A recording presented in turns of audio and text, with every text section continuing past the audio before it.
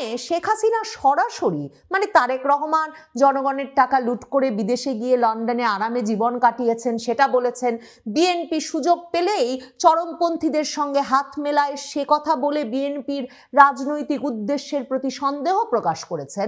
কিন্তু শেখ হাসিনা আবার এই সাক্ষাৎকারে বিএনপির ওপরেই ভরসা করছেন যে যদি বিএনপি আগামী সরকারটা গঠন করতে পারে তাহলে বিএনপি যাতে আওয়ামী লীগের ওপর থেকে নিষেধাজ্ঞা তুলে নেয় এবং আওয়ামী লীগকে একটা রাজনৈতিক বিরোধী দল হিসেবে দায়িত্ব পালনের সুযোগ করে দেয়। সে কারণে শেখ হাসিনা শব্দটি লিখছেন আই উড আর্জ দেম, আমি তাদের প্রতি আহ্বান জানাবো।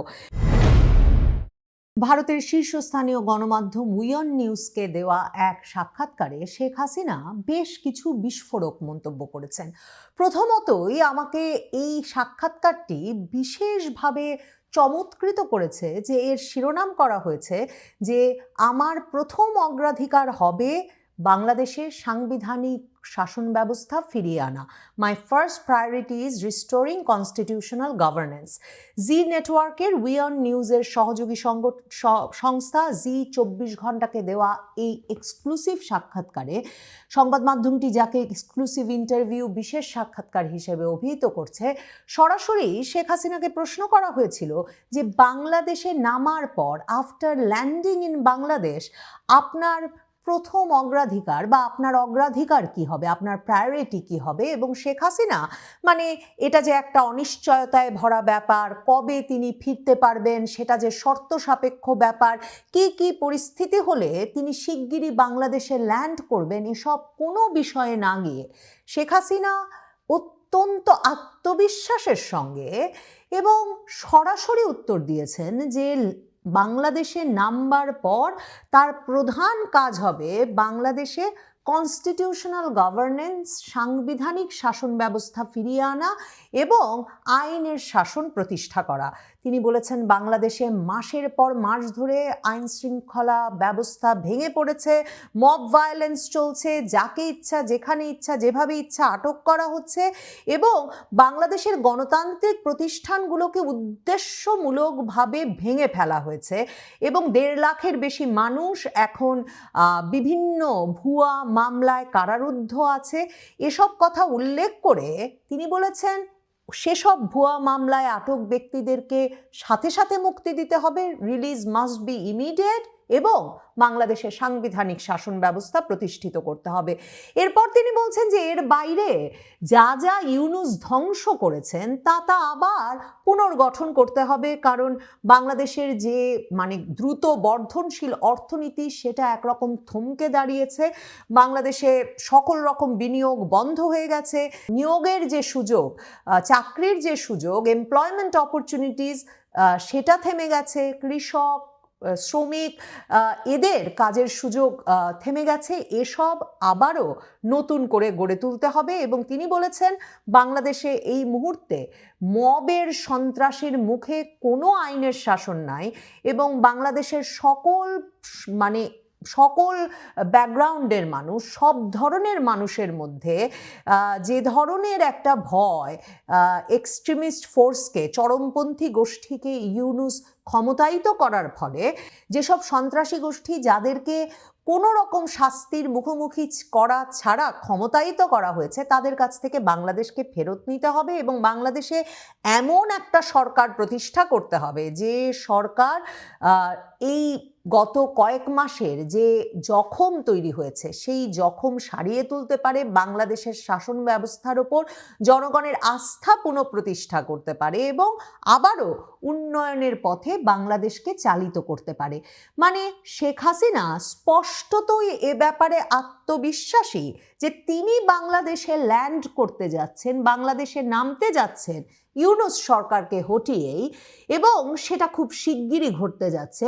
মানে খুব যখন যাব তখন কি করব এর কোনো সুর আমি এ সাক্ষাৎকারে খুঁজে পাইনি, বরং শেখ হাসিনা এ উত্তর শেষ করেছেন এই লাইনটি দিয়ে যে the Awami League is prepared to serve. Awami League সম্পূর্ণ প্রস্তুত বাংলাদেশের জনগণকে সেবা করবার জন্য, সেটা সরকারি দলে থেকেও হতে পারে, বিরোধী দলেও থেকে হতে পারে, কিন্তু আমরা যদি নিষিদ্ধ থাকি, আমরা যদি ক্রমাগতভাবে পারসিকিউটেড হই, নির্যাতন, হামলা মামলার শিকার হই, তাহলে সেটা সম্ভব হবে না। শেখ হাসিনাকে এরপর এই সাক্ষাৎকারটিতে সরাসরি প্রশ্ন করা হয়েছিল, আর তারেক রহমান অ্যান্ড বিএনপি ট্রাস্টওয়ার্দি? বিএনপি এবং তারেক রহমানকে কি বিশ্বাস করা যায়? শেখ হাসিনা তার উত্তরে বলছেন যে বিএনপি আর আওয়ামী লীগের একটা দীর্ঘ ইতিহাস আছে সংসদে পরস্পরের বিরোধী দল হিসেবে, এবং তিনি বলছেন যখন আমরা সরকারে ছিলাম তারা বিরোধী দলে ছিল, আবার যখন তারা সরকারি দলে ছিল আমরা বিরোধী দলে ছিলাম। এভাবেই গণতন্ত্র কাজ করে, এবং একটা হেলদি অপোজিশন স্ট্রেংথেনস গভর্নেন্স। যে কোনো সরকারকে আসলে একটা শক্তিশালী বিরোধী দল আরও শক্তিশালী করে তোলে। এরপর শেখ হাসিনা বলছেন, however we must not forget the facts. আমাদের বাস্তব ভুলে যাওয়া উচিত হবে না। তিনি বলছেন তারেক রহমান 17 বছর লন্ডনে একটা কমফোর্টেবল এক্সাইলে ছিলেন, একটা আরামদায়ক নির্বাসিত জীবন কাটিয়েছেন। বাংলাদেশের জনগণের টাকা ব্যাপক পরিমাণ লুটপাট করার জন্য দোষী সাব্যস্ত হওয়ার পর এরপর শেখ হাসিনা বলছেন leadership requires accountability and presence. নেতৃত্বের জবাবদিহিতা এবং উপস্থিতির প্রয়োজন হয়। এমন নয় যে শুধুমাত্র বাইরে থেকে নির্দেশনা দিয়ে আর যখন পরিস্থিতি অনুকূলে তখন হঠাৎ করে ঢুকে পড়ে নেতৃত্ব প্রতিষ্ঠা করা যায়, সেটা তিনি বলেছেন। এবং তিনি বলেছেন যে এসবের বাইরে তাকে যেটা সবচেয়ে বেশি উদ্বিগ্ন করে, শেখ হাসিনা বলছেন যে বিএনপি's consistent willingness to align with extremist elements।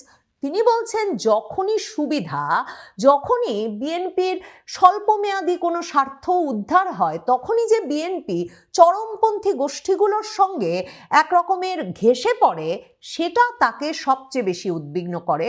এবং শেখ হাসিনা বলছেন যে তারা এরই মধ্যে এটা দেখছেন যে বিএনপির কর্মীরা ভোটারদের দরজায় দরজায় যাচ্ছে এবং ভোটারদের দরজায় দরজায় গিয়ে সহিংসতার হুমকি দিয়ে ধ্বংস করার, মানে ডিস্ট্রাকশন চালানোর, বিভিন্ন ধ্বংসযজ্ঞ চালানোর হুমকি দিয়ে ভোটারদেরকে ভোট দিতে আসার জন্য হুমকি দিচ্ছে। শেখ হাসিনা বলছেন এটা তো গণতন্ত্র নয়, এটা চাপ প্রয়োগ, এটা কোয়ারশন। তবে এই জায়গাটায় এসে শেখ হাসিনার সাক্ষাৎকারটি বিস্ফোরক হয়ে ওঠে যখন এই প্রশ্নের উত্তরে শেখ হাসিনা বললেন যে if the BNP forms the next government, BNP যদি এর পরের সরকারটি গঠন করে, তাহলে আমি তাদের প্রতি আহ্বান জানাবো যাতে তারা সম্পূর্ণত সংসদীয় গণতন্ত্র পুনরুদ্ধার করে, রিস্টোর করে, এবং সেই কাজ করতে তারা যাতে আওয়ামী লীগের ওপর যে নিষেধাজ্ঞা আছে সেটা তুলে নেয়, যাতে আমরা একটা বৈধ বিরোধী দল হিসেবে জনগণের সেবা করতে পারি, আমরা একটা বৈধ বিরোধী দলের ভূমিকা পালন করতে পারি। তার মানে শেখ হাসিনা সরাসরি, মানে তারেক রহমান জনগণের টাকা লুট করে বিদেশে গিয়ে লন্ডনে আরামে জীবন কাটিয়েছেন সেটা বলেছেন, বিএনপি সুযোগ পেলেই চরমপন্থীদের সঙ্গে হাত মেলায় সে কথা বলে বিএনপির রাজনৈতিক উদ্দেশ্যের প্রতি সন্দেহ প্রকাশ করেছেন। কিন্তু শেখ হাসিনা আবার এই সাক্ষাৎকারে বিএনপির ওপরেই ভরসা করছেন যে যদি বিএনপি আগামী সরকারটা গঠন করতে পারে তাহলে বিএনপি যাতে আওয়ামী লীগের ওপর থেকে নিষেধাজ্ঞা তুলে নেয় এবং আওয়ামী লীগকে একটা রাজনৈতিক বিরোধী দল হিসেবে দায়িত্ব পালনের সুযোগ করে দেয়। সে কারণে শেখ হাসিনা শব্দটি লিখছেন আই উড আর্জ দেম, আমি তাদের প্রতি আহ্বান জানাবো। শেখ হাসিনা এরপর বলছেন যে a parliament without genuine opposition is not a parliament at all. মানে একটা সংসদ যেখানে একটা প্রকৃত বিরোধী দল অনুপস্থিত, সেটা কোনো সংসদ হতে পারে না। শেখ হাসিনাকে এরপর জিজ্ঞেস করেছিল ভারতীয় এই সংবাদ মাধ্যমটি যে এই যে ভারতের পররাষ্ট্রমন্ত্রী এস জয়শঙ্কর খালেদা জিয়ার শেষকৃত্য অনুষ্ঠানে গেলেন, তা তিনি বিএনপি আর ভারতের সম্পর্কটাকে কিভাবে দেখছেন। শেখ হাসিনা বলেছেন যে এটা তো একেবারেই একটা কূটনৈতিক ভদ্রতার ব্যাপার, কারণ সে খালেদা জিয়া বাংলাদেশের সাবেক সরকার প্রধান এবং খালেদা জিয়ার যে রাজনৈতিক অবদান সেটা তো অনস্বীকার্য। শেখ হাসিনা বলছেন this is undeniable and her contributions to the nation were significant. তার জাতির প্রতি যে অবদান সেটা তো খুবই তাৎপর্যপূর্ণ। এবং শেখ হাসিনা বলছেন যে তিনি নিজেও খালেদা জিয়ার পরিবার এবং যারা খালেদা জিয়ার মৃত্যুতে শোকগ্রস্ত তাদের প্রতি সমবেদনা জ্ঞাপন করেছেন। কিন্তু শেখ হাসিনা মনে করাচ্ছেন ইন্ডিয়ার ফান্ডামেন্টাল ইন্টারেস্ট রিমেইন আনচেঞ্জড। এটাও এই সাক্ষাৎকারটিকে অত্যন্ত তাৎপর্যপূর্ণ করে তোলে। মানে এস জয়শঙ্কর গিয়ে তারেক রহমানের সঙ্গে হাত মেলানোর পর বা প্রধানমন্ত্রী মোদী খালেদা জিয়ার বাংলাদেশ ভারত সম্পর্ক উন্নয়নে যে অবদান তা নিয়ে এক উচ্ছ্বসিত শোকবার্তার পর কিভাবে শেখ হাসিনা ভারতের সঙ্গে বিএনপির এই ঘনিষ্ঠতাকে দেখছেন সে প্রশ্নের উত্তর কিন্তু এর আগে জানা হয়নি। শেখ হাসিনা বলছেন, খুবই আত্মবিশ্বাসের সঙ্গে বলছেন যে ভারতের বাংলাদেশ বিষয়ে যে একেবারে মৌলিক যে ইন্টারেস্ট, যে আগ্রহ, সেই জায়গাটা তাদের একেবারেই অপরিবর্তিত আছে। India wants a reliable partner in Bangladesh.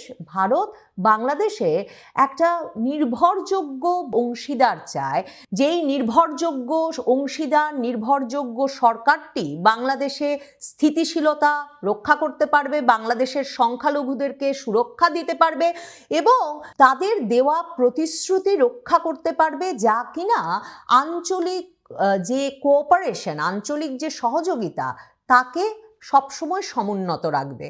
Sheikh Hasina বলছেন যে এই যে বর্তমান পরিস্থিতিতে চরমপন্থী মব বাংলাদেশের ধর্মীয় সংখ্যালঘুদেরকে একরকমের মানে আতঙ্কিত করে রেখেছে, সাংবাদিকদেরকে হুমকি দিচ্ছে, বাংলাদেশের কূটনৈতিক এলাকাগুলোতে হামলা করার এক কর্মসূচি দিচ্ছে বা হুমকি দিচ্ছে, এগুলো কোনো দেশের স্বার্থের জন্যেই ভালো নয়। শেখ হাসিনা আশা করেন যে যে ন্যাচারাল পার্টনারশিপ, যে স্বাভাবিক বন্ধুত্ব ভারত আর বাংলাদেশের মধ্যে ছিল তা খুব শিগগিরই একদিন আবারও পুনঃপ্রতিষ্ঠিত হবে। শেখ হাসিনাকে এই সাক্ষাৎকারে এরপর যেটা নিয়ে অনেক আলোচনা চলছে এই সময়ে তা নিয়েও জিজ্ঞেস করা হয়েছিল যে এই তার দলের ভবিষ্যৎ হিসেবে তিনি কি দেখেন, দলের নেতৃত্বে পরিবর্তন আসছে কিনা, নতুন প্রজন্ম আসছে কিনা। তিনি উত্তরটা শুরুই করেছেন এই বলে যে আওয়ামী লীগ কোনো একটি পরিবারের ওপর নির্ভরশীল নয়, নিশ্চিতভাবেই আওয়ামী লীগের নেতৃত্বে পরিবর্তন প্রয়োজন, এমন তরুণ নেতৃত্ব আসা প্রয়োজন যারা কিনা একেবারে বাংলাদেশের গ্রাম শহর সকল তরুণ প্রজন্মের প্রতিনিধিদের মনের ভাষা বুঝতে পারবেন এবং যারা কিনা একই সঙ্গে বাংলাদেশের ইতিহাস ঐতিহ্যকেও ধারণ করবেন। কিন্তু আওয়ামী লীগের নেতৃত্বে পরিবর্তন নিয়ে যে আলাপ চলছে, শেখ হাসিনা মনে করাচ্ছেন সেটা তো আসলে একটা দল যখন নিষিদ্ধ এবং একটা দলের নেতা কর্মীরা যখন বিপুল পরিমাণে হামলা মামলার শিকার এবং কারারুদ্ধ অবস্থায় জীবন কাটাচ্ছেন, তখন তো একটা দলের আসলে নেতৃত্বে পরিবর্তন আনা সম্ভব হয় না, যখন কিনা ওই দলটির সদস্যপদকেই একটা গুরুতর অপরাধ হিসেবে চিহ্নিত করা হচ্ছে। মনে রাখতে হবে আওয়ামী লীগ একটা শুধুমাত্র রাজনৈতিক দল নয়, এই রাজনৈতিক দলটি 1971 সালের চেতনাকে ধারণ করে একটা সেকুলার, ধর্মনিরপেক্ষ, গণতান্ত্রিক এবং প্রসপারাস, উন্নয়নমুখী বাংলাদেশের স্বপ্ন দেখে এবং সেই বাংলাদেশের জন্য কাজ করে, যেই স্বপ্নটি বাংলাদেশে হত্যা, মামলা, নির্যাতন এসবের মাধ্যমে কিছুতেই দমিয়ে রাখা যাবে না। কাজেই শেখ হাসিনা বলছেন তিনি ধৈর্য ধরে আছেন, কারণ তিনি জানেন এই সরকার ভয়ের ওপর প্রতিষ্ঠিত হয়েছেন এবং তারা যে আওয়ামী লীগকে নিষিদ্ধ করে দিয়েছে সেটা বলবৎ তারা রাখতে পারবে না, কারণ শেষ পর্যন্ত বাংলাদেশের মালিক এর জনগণ এবং জনগণ বাংলাদেশকে ফিরিয়ে নেবেই।